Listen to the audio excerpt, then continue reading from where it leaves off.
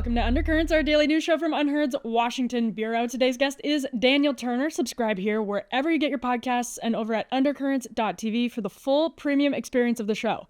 Now, just Monday, the lame duck Biden administration threw a quote-unquote lifeline to the tune of $6.6 billion to electric vehicle maker Rivian. The money came in the form of a loan to build a factory in Georgia where even the Republican governor, Brian Kemp, hopes to attract lots of green EV manufacturing. Rivian needed the loan, though, because it's struggling to sell its product to consumers. According to the Associated Press, the loan actually came through a program that previously funded Tesla production. Elon Musk now says he supports ending, quote, all government subsidies, which is, of course, slightly easier to say after your company was built on government subsidies. This underscores an incredible tension Republicans aren't paying much attention to right now. As Biden spends his lame duck period doling out subsidies and loans to fulfill his vision of a green industrial policy, Donald Trump and his incoming cabinet, alongside Musk and Vivek Ramaswamy, will face the prospect of revoking funds that communities are hoping will create thousands of jobs, as is the case with Rivian here in Georgia. They'll face the prospect of dealing with electric vehicles, of curbing cronyism without contributing to cronyism, of balancing MAHA and MAGA. Robert F. Kennedy Jr. is best known, of course, for his environmental activism. But the post Trump nominated him to fill isn't at the Environmental Protection Agency or the Department of Energy. Trump's actual picks for those posts, Lee Zeldin and Chris Wright, are getting much less attention as the incoming administration works to transition into power. This is unfortunate because energy policy was front and center during the election, and the Department of Energy and the EPA are hardly inconsequential when it comes to inflation and food and gas and housing costs. Daniel Turner is the founder of pro-energy nonprofit Power the Future. He's also a farmer himself and can talk about some of the regulatory problems that he sees up close and personal at his farm in Virginia. Daniel Turner joins us now. Daniel, thank you for being here. Oh, it's great to be with you, Emily. Thank you so much. Now, nobody's really talking about Donald Trump's pick for the Environmental Protection Agency CEO, a fracking CEO. I've actually interviewed him before. His name is Chris Wright. Just gotten a lot less attention, I think probably because he's sort of an unknown quantity, whereas some of the other cabinet appointees are very much known quantities. But Dan, I'm sure it's been talked about a lot in the circles you run in because this is your policy area of focus. So what should people make of Chris Wright? To head up energy. Yes, I think sorry. there's a lot of no, all good. I think there's an awful lot of enthusiasm because he's the first energy nominee who actually has worked in the energy space. If you look historically, and I did go back all the way to when the energy was created and look at every nominee who has had this position. And it was only created in the Carter administration. So it's a fairly new agency. For the most part, Democrats pick academics, people who, come from, professors of economics, et cetera, or just political operatives like Leon Panetta. Or Republicans pick usually Western state governors who have to interact with the energy industry. But this is the first guy who has actually worked in the energy industry. And that's kind of revolutionary. And I think very much the tone of what this administration is going to try to do, right? Like energy knows better than anybody what it needs from government to succeed, what cooperation, policy, regulatory environment, et cetera. So to actually have someone who's been on the other side head up the agency it shouldn't be so outside of the box, right? But it is outside of the box, and it's really exciting. Interesting. Yeah, I jumped the gun. I'm going to ask you about the EPA in a second, too. But if we stay on Chris Wright at energy for a moment, what does it mean that he comes from specifically the world of fracking? Kamala Harris had to walk back her position on fracking during the course of the campaign because it is such a critical industry to certain pockets of the country. But it was we forget what a lightning rod it was during the Obama administration. It sort of seems like everyone's forgotten about what a lightning rod culturally it was, politically it was during the Obama administration. So Donald Trump actually plucking somebody from the world of fracking seems significant to me in and of itself, Dan.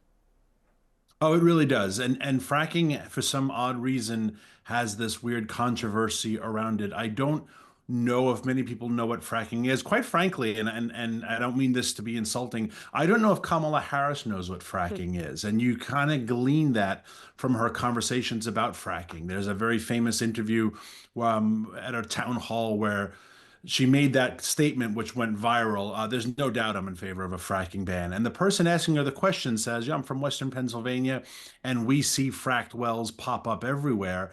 And if you know anything about the industry, you'd say, well, how do you know it's a fracked well, right? Like there's you can't look at a well and say, "Oh, that well's been fracked," right? It happens underground. It's a technology of just literally injecting water with the tracest amount of chemicals, so trace that Chris Wright famously drank fracking fluid live, right, to show everybody that it is not harmful. It's kind of like Dove the dish soap, right? It's lubricants.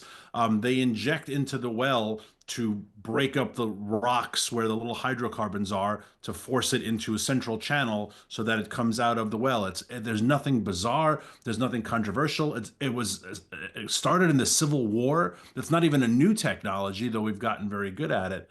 So fracking has this odd controversy around it, which makes no sense, but that's kind of the left, right? They need lightning rod issues, and they usually like to take issues people don't know and scare the crap out of people that fracking is going to get us all killed. And Chris Wright comes from this world, and his company's helped perfect this industry. And right now, half of our oil and more than two-thirds of our natural gas come from fracked wells. I mean, getting rid of fracking is like getting rid of the industry in and of itself. And so, I'm hoping he's so good on camera. I think that's something Trump world likes. The president likes. He likes attractive people. There's no doubt about it. He likes people who are good on camera and well spoken. And Chris is a regular on the circuit. I've done a number of panels with him and conversations and conferences. The audiences love Chris because he is so good at talking at a human and normal level that there's just tremendous enthusiasm that maybe he can educate people and get rid of a lot of this unnecessary and deliberate fear mongering so that the industry can thrive. Do you worry, and I mean, you know him personally, so this is a great question for you, that he's too cozy with industry, coming from an industry background? Obviously, I think you and I both agree that we're not like totally pro zero regulations on anything whatsoever. I think we all understand that there are some reasonable guardrails, although you and I probably disagree with the left on where most of those go. But it's just sort of a question of basic principle. You bring someone into the industry to regulate the industry, there's conflicts there. But do you have any worries about that with Chris Wright in particular, or do you think the pendulum is sort of swinging in a better direction? I think the pendulum it may be swinging back to the center. I think to really be someone who even the most fervent anti-fossil fuel person could say could be dangerous, that he's so cozy to the industry. There are so many regulatory safeguards and rules that even secretaries cannot thwart, right? They require acts of Congress. There are hundreds of thousands of pages of National Environmental Protection Act, NEPA statutes that the environmental left uses all the time to sue the fossil fuel industry. So it would almost be impossible to give this industry complete reign to go hog wild. But even if they did go hog wild, what would happen, right? I mean, that's where the left has this constant understanding that, or this bias that we're always looking to cheat, we're always looking to cut corners, we're always looking to put people in harm's way. And but if it weren't for government, we would be poisoning the groundwater. And you talk to folks and you say, but the men and women who work in oil and gas and coal, the vast majority of them, that's their neighborhood, right? Like when you talk, especially this is what I love about coal miners or people who work in coal plants, it's their town, right? If you really think they're poisoning their own people, or they're gonna have fracked wells, it's like, well, they're also their land, right? They're not gonna poison their own land and their water. So there's always this pearl clutching from New York and San Francisco about what happens in Midland, and no one ever asks the people in Midland about their own backyard, right? And they will tend to take better care of their air and land and water than a bunch of bureaucrats in DC could ever hope for. Let's shift to Lee Zeldin at the EPA. Based on what you said, Dan, about Chris Wright being good on TV, I imagine that was also sort of part of what Donald Trump loved about Lee Zeldin, because Lee Zeldin is a bulldog for Trump. He is a very impassioned defender of Donald Trump on TV. What do you think he brings to the table at the EPA? Is this a pick that you're excited about? Tell us your sort of impression of where Zeldin ended up. Yeah, very much a surprise, right? I don't think it was on anybody's short list. But looking at Lee Zeldin, and I was trying to figure out where this came from. He was Congressman of New York 1, which is the end of Long Island. And I think, all right, well, what does that have to do with the EPA? Well, there are multi-million dollar homes, right? The Hamptons, everyone knows, but they have to coexist with agriculture. And there are lobster fishermen and regular fishermen and crab fishermen, and there's offshore wind projects, and there's pipelines that go from Long Island into Connecticut to Block Island to Shelter Island. So there's underwater pipelines and gas pipelines. And then I was thinking, like, how does this? Oh, that's what the EPA is supposed to do. The EPA is supposed to help us coexist. Hmm. And that was its original mandate when it was created in the Nixon administration. Yes, there was a time that America was way more polluted and dirtier. And the EPA's role has kind of met its purpose of having industry coexist with people, coexist with agriculture. And what's happened in the last couple of administrations, Obama's 8 years and Biden's four, was that the EPA was used to push forward what Democrats in Congress could not get through legislation. So you see the EPA saying, we're going to have these new rules that we are defining now greenhouse gases as carbon dioxide. And you say, well, that's a really big step, right? I mean, carbon dioxide is suddenly poisonous gas, right? And that's all we hear about. We have to get rid of carbon. You would think Congress would have that decision and not the EPA. And we can, on another show, discuss whether or not carbon dioxide is poison.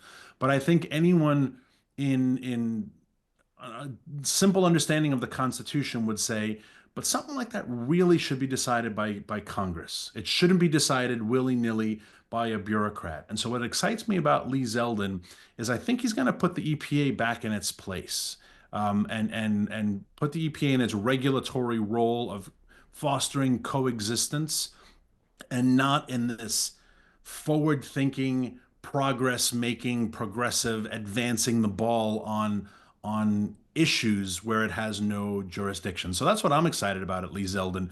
Just the EPA and its thousands of climate lunatic bureaucrats who look for jobs there to grab the power of government to force an agenda, putting all those people back in their constitutionally mandated role. So that's exciting.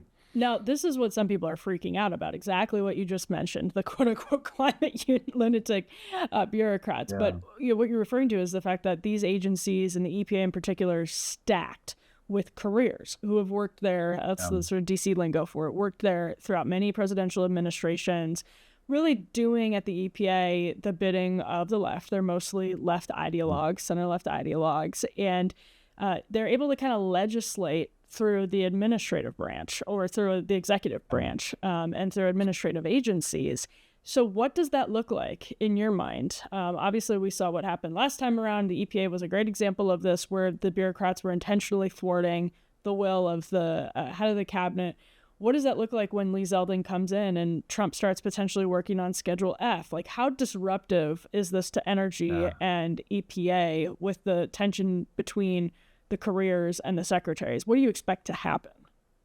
Oh, it's going to be chaos, and I don't admire Congressman Zeldin, soon to be Administrator Zeldin, or his staff, because it's going to be an incredibly hostile, subversive.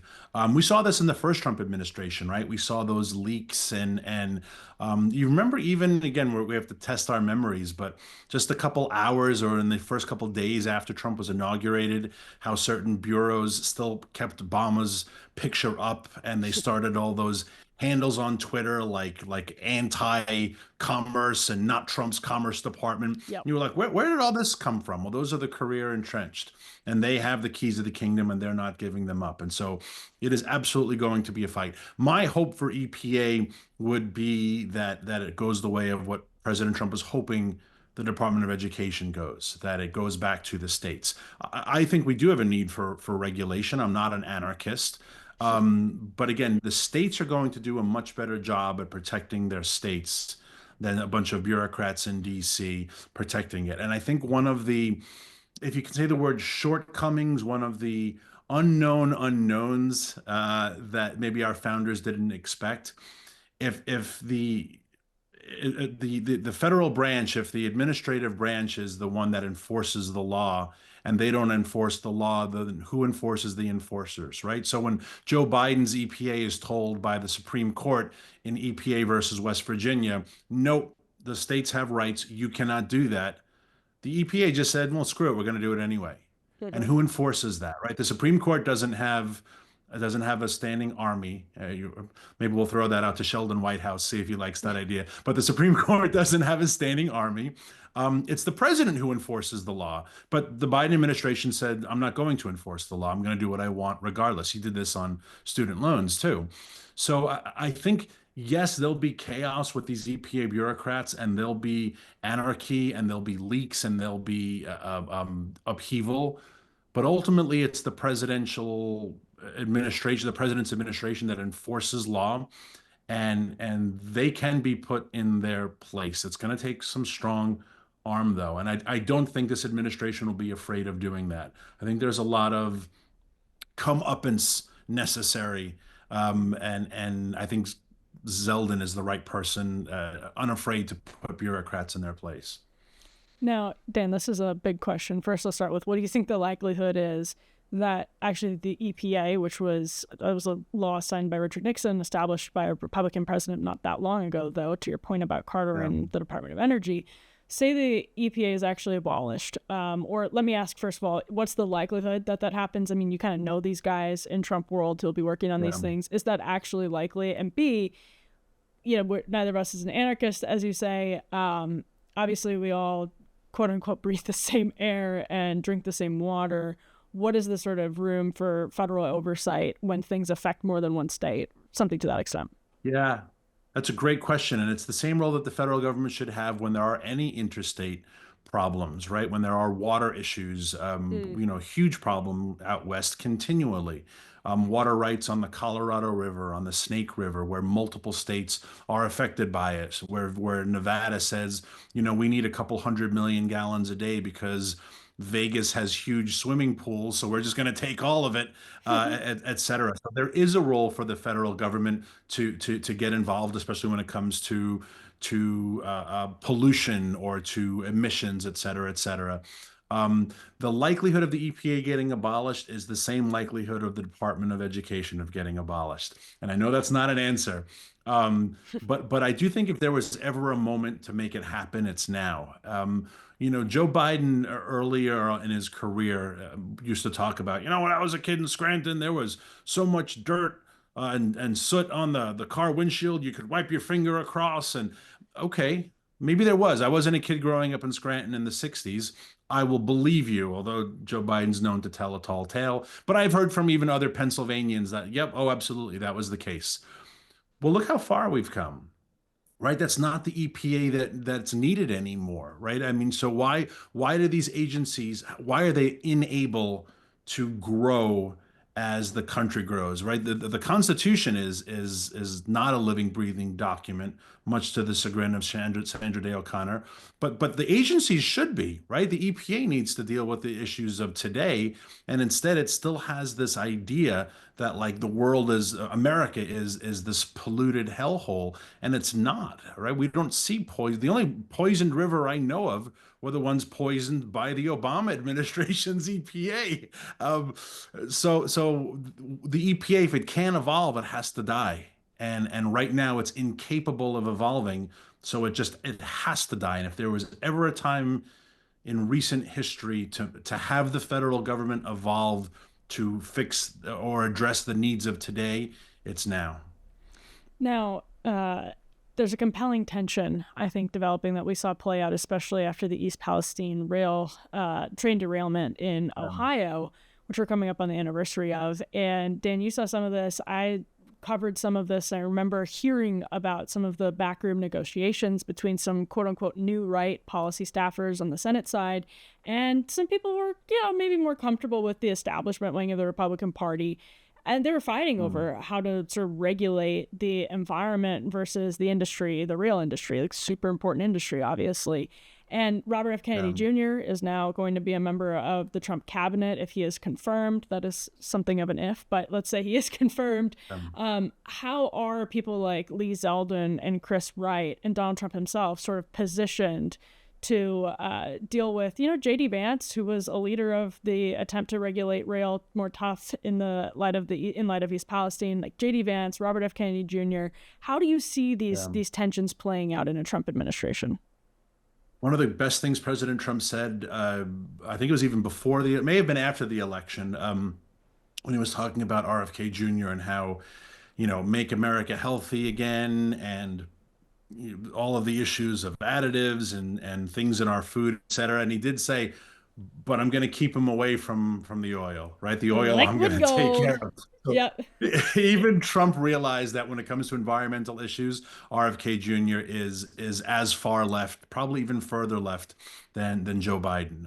And so yeah, if RFK starts getting involved in environmental issues, it will be disastrous because he's a climate lunatic and he has sued everyone left and right. How do you? It's a great question, and I go back to, which is a scary proposition, but we're all adults. I go back to an interview with Milton Friedman on the Donahue show, and Yeah. it's long, long time ago, but you can still see it on YouTube, and it's in the 79 or 78, and they're talking about when seatbelt regulations finally came on board. And Donahue was pressing him like, you wouldn't make it a law that children have to wear a seatbelt.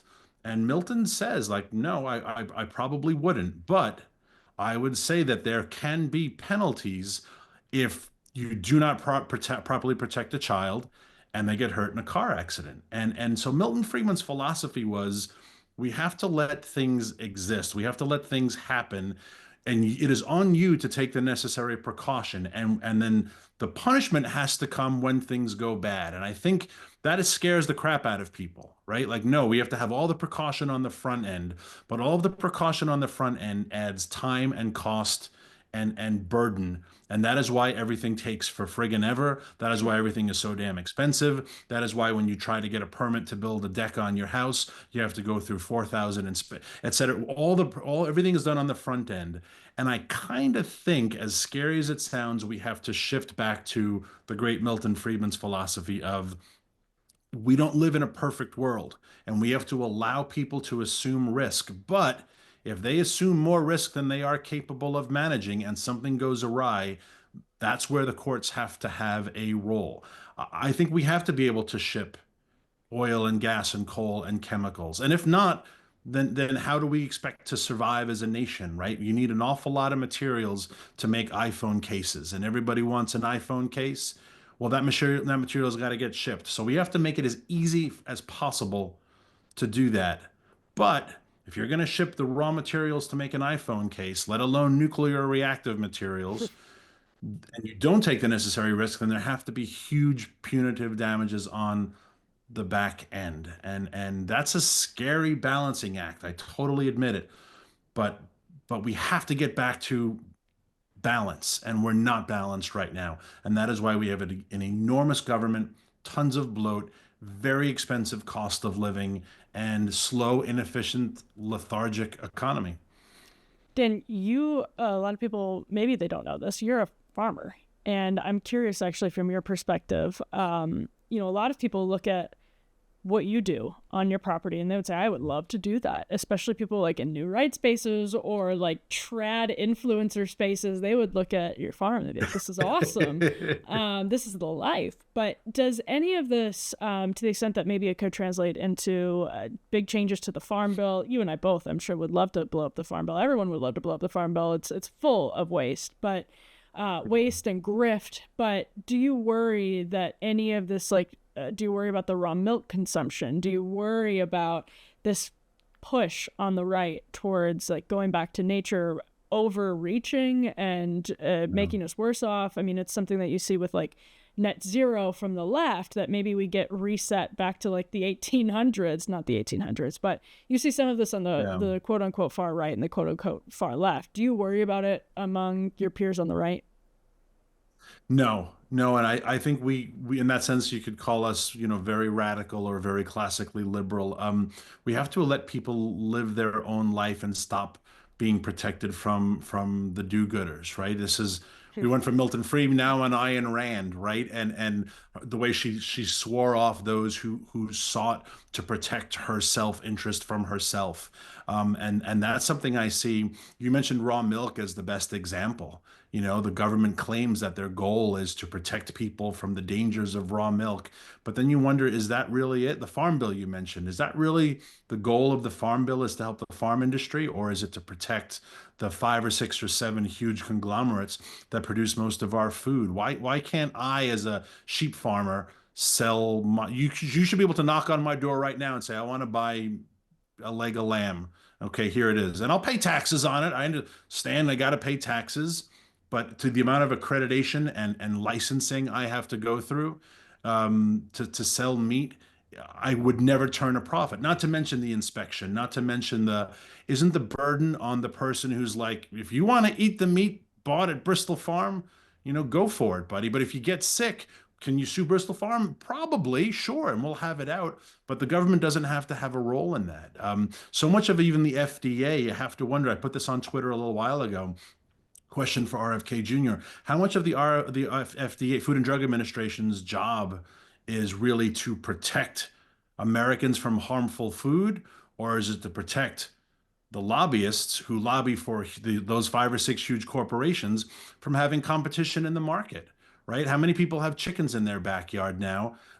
They can't sell eggs, not legally. Well, you know who loves that are the three companies that sell most of the eggs in America. And they'll tell you, we need the FDA to protect Emily from eggs. It's like, well, no, what you really want is to make sure Emily buys eggs from only one of the three companies right now that make most of the eggs. So I'm not remotely worried about that. God, I wish, our founders, if they were alive today, would be confused. George Washington made and sold everything from whiskey to tobacco to, who, if George Washington was like, wait a second, you can't buy my whiskey because I don't have a license. I live in Virginia. You can't even buy license outside of the government, right? Right? We've gone so far. So I would think before I hit the danger zone, oh my gosh, we have so far to go in terms of just a mindset shift that has to happen for people to say, eat it, buy it, like consume it and own it. And like you're an adult.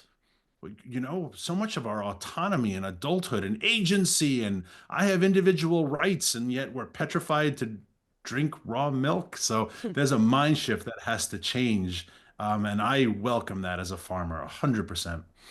You will know this better than I do, but my impression is also that some of the glut in or on the back of like the Fruit Loops box comes from actually like all kinds of different things, but protected.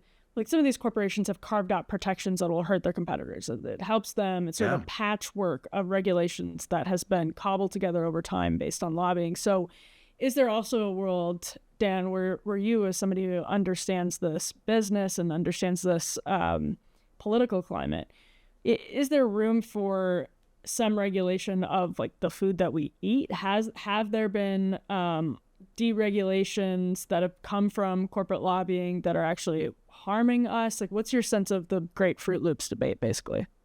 Yeah, I think there's a ground to be found between where we are currently and Upton Sinclair's The Jungle, right? And we're not at either, we're not at that extreme, nor do we want to be. And so there was a role absolutely for some regulation, but we've taken it now to so far that we've weaponized regulation. Corporations have weaponized regulations to protect their interests. There's no doubt about it. And I think there's a poison pill that we are getting ready to swallow as a country, and a lot of good people are going to suffer. We've spent the last year what was Biden spent close to $7 trillion. A lot of people made money off of that 7 trillion. I didn't. You probably didn't. But some people definitely made a lot of money when you spend $7 trillion. And that's going to all have to get clawed back, right? There are companies that exist because the FDA protects them in such a way that they're able to survive. But outside of government protection, they wouldn't. There are wind and solar companies that the Biden-Harris administration started from scratch. Just a couple hours ago, the Biden administration announced another $6 billion to Rivian. Rivian loses something like $50,000 on every one of the trucks they sell. and they got another $6 billion. Why? Because they can't survive without it. The poison pill we have to swallow as a nation is that when that money dries up, and at least Elon and Vivek have promised it's going to dry up, it has to dry up. A lot of people are going to suffer, and they're not bad people. They may even be Trump voters, right? They may be MAGA, but they're going to suffer, and that's going to be unfortunate and sad. But God, it has to happen, right? Like we can't subsidize lousy industry forever. We can't subsidize, wind and solar, which there's no marketplace for because it employs a couple, thousand people as of 2022, right? We can't subsidize certain agricultural industries or pharmaceutical industries because the government uses its regulatory power to keep them afloat, right? So a lot's going to have to disappear, and that's going to be hard, and it's going to be awful, right? I mean, I think the media is talking a lot about what's it going to look like if they start these mass deportations, and that's going to be awful to look at too. But what's it going to look like when the federal money dries up and trillions of dollars have to dry up if we're going to survive? And that's going to cause hardship, and it's going to cause unemployment, and it's going to cause suffering, but it really is like the medicine we have to swallow as a country because the current trajectory is completely unsustainable. It's just So completely and everyone knows that. The sooner we swallow the pill, the better. Tesla benefited from a lot of what Rivian's benefiting from now. And if Elon Musk is the man at Doge making these recommendations, Dan, does that Yeah. worry you at all? Should Elon Musk kill the Tesla subsidies? Should he recommend those go with the Rivian subsidies if he's leading up the Doge recommendations? I hope so. Elon's a genius and he's brilliant and he's fun and I think everyone enjoys him. But Elon also has made his fortune understanding how to game the system to a certain extent, right? I mean, the federal government gives him huge contracts through his space exploration. The federal government gives him huge contracts through Tesla, et cetera. So Elon knows how to work the system well. I'm hoping what he brings is the same way Trump said, well, I know the system's corrupt. I used to Right. corrupt it. I'm uncorruptible. I'm hoping Elon brings the same sense of I know how the system is set up to fail. I've used it to succeed, but now it has to go away. So I hope so. Right? We can't continue to. I just tweeted this the other couple hours ago. Right? When it comes to the electric vehicles, we've mandated their purchase. We've outlawed their competition. We've given you a tax subsidy if you buy them, right? That's not freedom or free market. That is a communist system. That's just a flat out command and control communist economy where you say you have to buy it and we'll pay you to buy it. And then on the back end, these companies get the subsidies to begin with, right? Like the same dollar is being stolen 4 or 5 times over. Hence our $36 trillion in debt. It's not sustainable. Maybe Elon will bring that with him to the great government overhaul that is absolutely essential. Well, lastly, Dan, I know you've been watching the Biden administration's lame duck moves, and it seems as though there's Yeah. actually quite a bit that they can do. My understanding also is that John Podesta, somebody who's very, very close with industry, a longtime lobbyist, powerful lobbyist, has been tasked with handing out these subsidies over the course of the last couple of years, which is sort of amusing in and of itself. But Mm. those subsidies are still being greenlit. You mentioned the Rivian ones. My friends on the left will say that Biden has been drilling at an unprecedented rate. But Dan, as you look back on the last 4 years, almost 4 years, what's your sort of evaluation of Joe Biden? If you had to give him a F, a D, a C, a B, an A, I'm assuming maybe you're going to give him an A plus. What grade does Joe Biden get from Daniel Turner? Yeah, just to clarify for any of your friends on the left who say we've been drilling at an unprecedented rate, we haven't been drilling. We have been producing, right? And the production numbers are if they're not at record high, they're near record high, and Ooh. Kamala Harris tried to take credit for it. But people need to know that the oil that is produced today, the oil that's brought to market today, was drilled 7 years ago. That's how long this industry takes to come online. And even for President Trump, when he's inaugurated, it's not going to come online right away. This is a very slow, labor intensive, capital intensive, regulatory intensive industry that takes some time to come online. So it's slow going. Boy, it can be shut off fast, but it is very slow to start up. Biden gets an F plus, and mostly because he's not a full F because he only served 4 years. But from his very first day, the signals that he sent across the board of the way he would punish the industry, it has survived because of America and American entrepreneurship and states' rights. It has survived despite the Biden administration. But the damage it's done to our economy, the price of goods, that's what everyone brought to the polls, of course. The price of utilities, 30% across the board, higher than when Biden took office. What it's done to worldwide prices, how it's made Russia richer.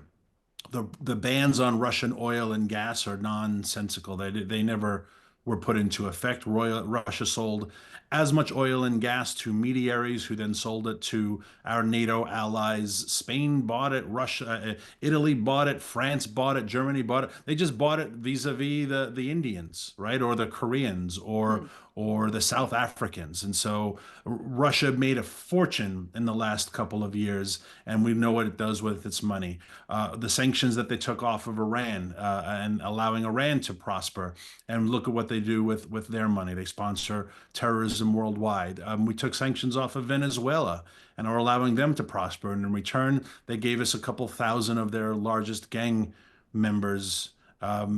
So energy is everything, right? It is our national security. It is world peace. We used to see these people not long ago with the blood, no blood for oil, and they would scream that through the sheets, through the streets. And now we have the opposite. Now we have, yes, blood for oil, right? Like now we do want to send our young men and women to die on overseas battlefields because bad oil prices have made those countries prosper. We see the hardship it's done domestically, obviously, to rural voters, to just average Americans who can't afford the cost of living, record high credit card debt because you can't afford eggs, and then the arrogance of the left to say, sorry about your egg prices, but now, you voted for Trump. It's like, sorry, I can't afford to live. So Biden's energy policies were his undoing, and they were Kamala's undoing as well. They were almost America's undoing, but I think we're stronger than just 4 years of any president, no matter how awful he was. I am optimistic about the future. It's going to take a little while, and there's a lot of, I'll go back to the phrase poison pill. There's a lot of poison pills we're going to have to swallow. It is not going to be easy. The hard work hasn't even yet begun. But I am optimistic and I'm confident in the American people, and I do think we can turn this ship around. Daniel Turner, thank you so much for joining the show. That was great. Thanks so much for having me. Personally, I can't really get enough of the Make America Healthy Again times Make America Great Again fusion. There's so many interesting directions that it could go in and will go in. I just can't stop thinking about it, honestly, because there's so much good that can be done. But there's also so much potential for conflict, and that conflict will absolutely get to the heart of what American conservatism is and what the Republican Party is, actually even what the Democratic Party is post-Trump. So that's one of the most interesting subplots to watch be worked out over the course of the Trump administration. But more immediately, Republicans are already right now thinking about what their tax policy is going to be. They're working on extending the Trump tax cuts as soon as they get to Washington, D.C. in January. And those are the conversations happening behind closed doors right now. What does that look like? A lot of these questions will have to do with costs, and a lot of these cost questions have to do, of course, with energy and the environment. So a lot of these cabinet picks are getting more attention. There's no question about it, but I thought it was great to check in with Dan about the ways that who is being slotted in will be used by Trump. To get that from somebody on the right, now perspective you hear all that often, honestly, the sort of anti all subsidy and the climate narrative perspective. It's a pretty interesting one, and I think it's one that's ascendant in the Trump wing of the Republican Party. So it'll be quite interesting to see how all of that has worked out. And it was great to hear some insight and maybe get a glimpse at what's happening behind the scenes. Thank you for tuning in. Make sure to subscribe here on the Undercurrents channel. Subscribe wherever you download your podcasts, and of course over at undercurrents.tv for the full premium experience of the show. We'll be back here soon with more.